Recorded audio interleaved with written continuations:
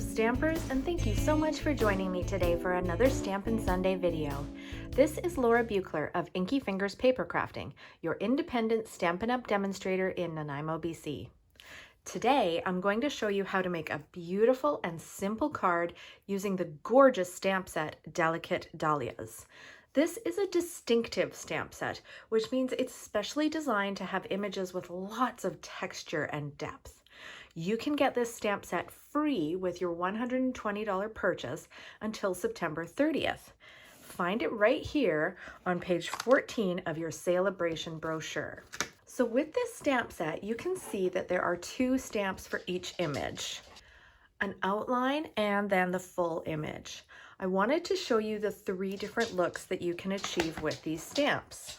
First of all, you could stamp just the outlines, or you could stamp just the solid images. Look at the way that that just pops off the paper. You can see that's where all the texture is.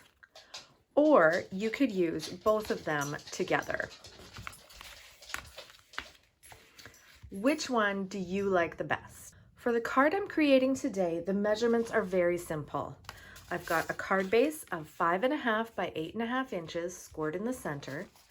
I've got a piece of cardstock that's 4 by 5.25, and I've got a piece of white, which is 3 3/4 by 5 inches. I'm going to stamp the large dahlia outline stamp in Blackberry Bliss ink at each corner of my white cardstock. Then I'll fill it in with polished pink ink. You'll also see me using a mat underneath my stamping. That's because the photopolymer stamps don't have the same cushioning that the rubber stamps do on cling stamp sets. So using a mat, or Stampin Pierce Mat, underneath your cardstock can really help you get a clear stamped image. When you're using distinctive stamps, you definitely want to make sure that your ink pad is not too juicy.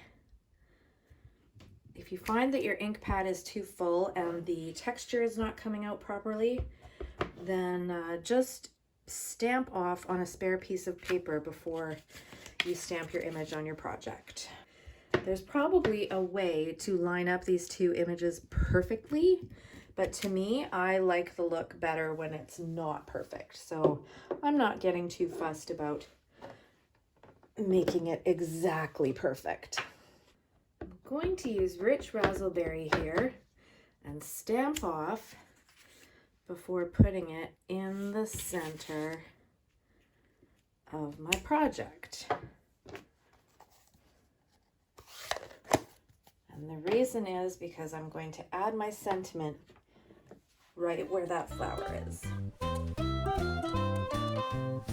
And now I'm ready to assemble my card.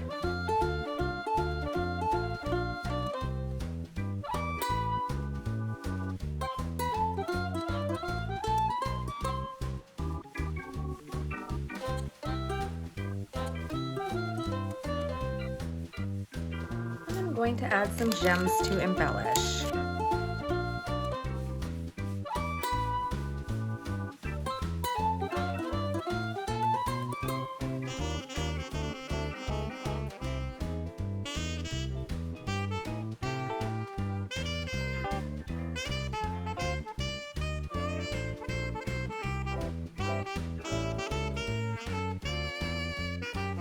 And there's my finished card.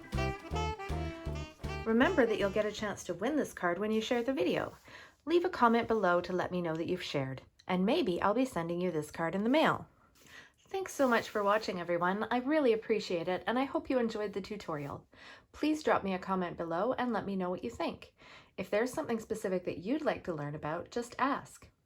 Remember that you can purchase all the products shown on my website, inkyfingers.ca, where you'll also find more project tutorials, current promotional details and catalogs, and the sign up for my monthly email newsletter. And good news, in-person classes will be back this month. You can now sign up for virtual and in-person events via my website. If you do place an order, please use the current Hostess code, which you can find on my website, because everyone who uses that code will get a free gift from me. And if you'd like to earn your own Hostess rewards, all you need to do is place an order of over $200 or contact me and we'll start planning your own online party. Drop me a line for more details.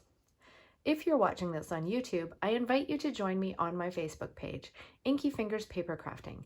There are fun, creative challenges and other opportunities to win cards from me every week. Have a great day, everyone, and happy stampin'! Bye!